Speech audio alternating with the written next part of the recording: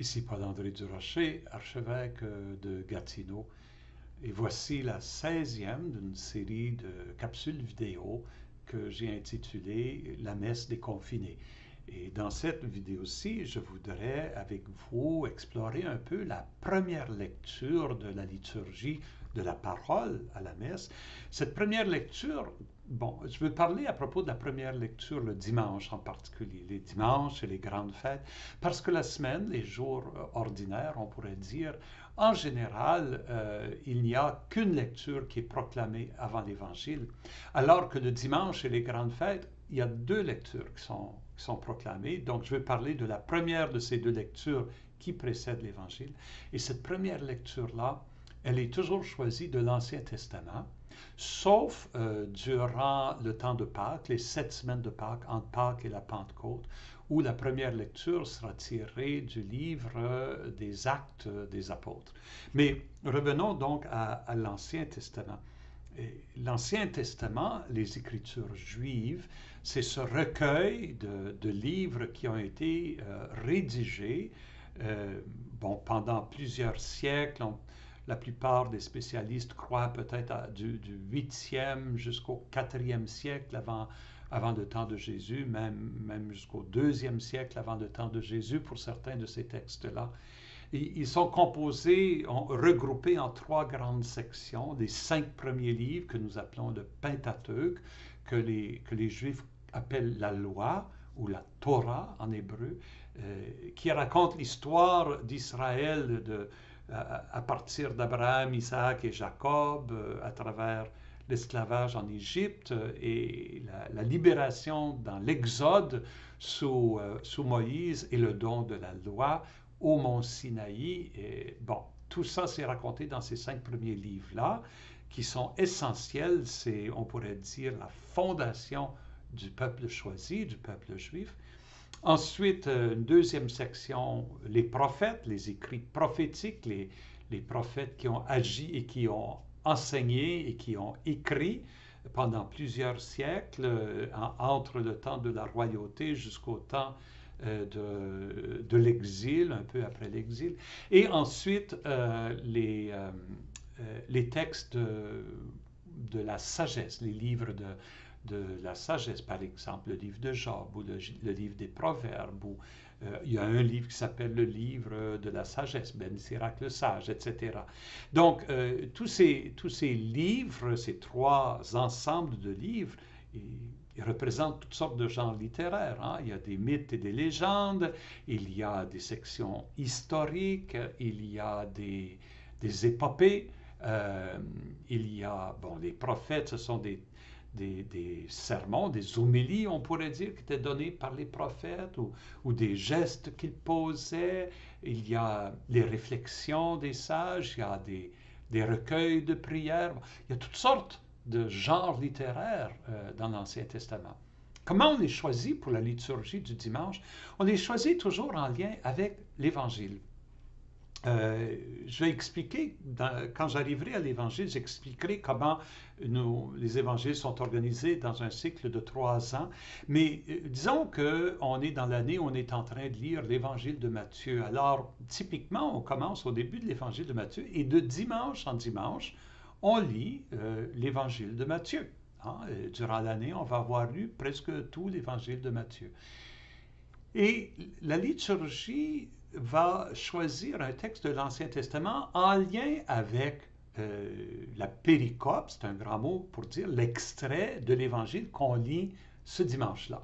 Donc, par exemple, si Jésus cite un passage de l'Ancien Testament dans le texte, dans l'extrait qu'on lit ce dimanche-là, mais souvent, la première lecture va être justement le texte que Jésus va citer. On va donner le contexte en lisant cet extrait-là de l'Ancien Testament.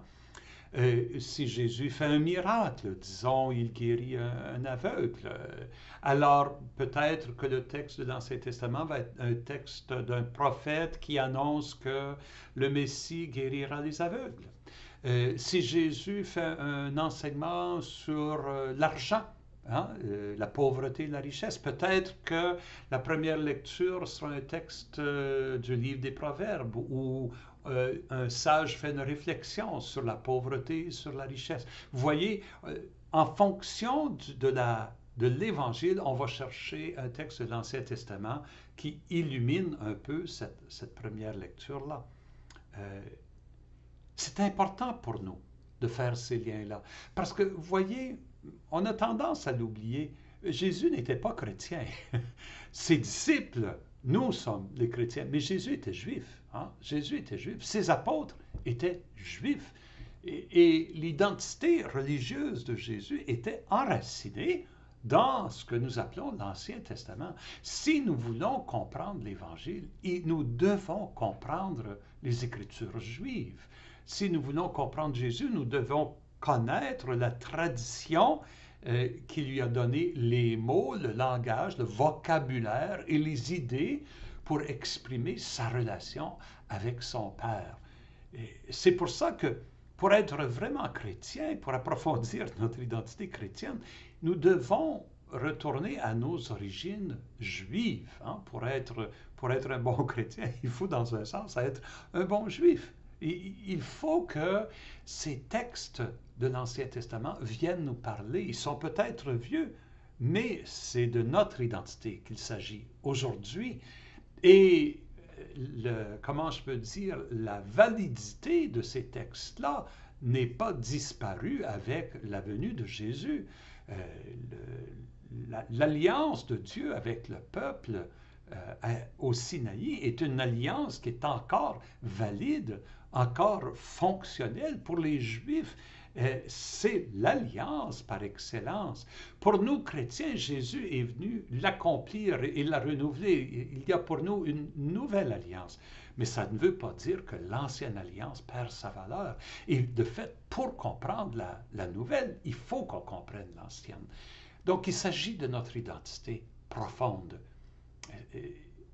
Durant le temps pascal, nous lisons l'histoire de la jeune Église. Nous lisons comment, à la fin de son ministère terrestre, les dernières rencontres de Jésus avec ses apôtres, il leur dit « Attendez la venue de l'Esprit » et les Actes des Apôtres nous racontent la venue de l'Esprit le jour de la Pentecôte et ensuite le début de l'évangélisation. Nous suivons dans les premiers chapitres Pierre qui proclame l'Évangile à Jérusalem, à Antioche, à l'extérieur de Jérusalem un peu. Tranquillement, on va voir la conversion de Paul et l'histoire va suivre ensuite Paul et la prédication de Paul autour de la Méditerranée. Ces récits-là sont des récits fondateurs pour l'Église et eux aussi contribuent à la formation de notre identité. Donc, la première lecture, que ce soit de l'Ancien Testament durant toute l'année ou des Actes des Apôtres durant le temps pascal, nous replonge dans nos origines. Et pour se connaître, il faut savoir d'où on vient. Et en sachant d'où on vient, on va être capable de mieux articuler où l'on va.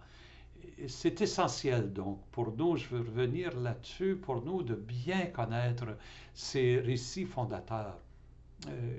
Je vous invite à faire un effort pour mieux connaître les Écritures juives, mieux connaître l'histoire d'Israël. Et si vous avez des amis juifs, de vous asseoir avec eux, d'en jaser, de connaître un peu comment ces textes-là forment leur identité. Parce que ces textes-là, ils forment aussi notre identité à nous. Et nous entrons donc dans la liturgie de la parole en retournant aux origines, à nos origines. Et c'est ce qui va nous permettre de comprendre la proclamation de l'Évangile qui va être le point culminant de la liturgie de la parole pour nous. Avec ces idées, je vous invite à vraiment renouveler votre désir de connaître ces anciens textes parce qu'ils sont nos textes. Ils parlent de l'histoire d'Israël, mais ils parlent aussi de nous. Et sur cette pensée, je vous bénis et à la prochaine.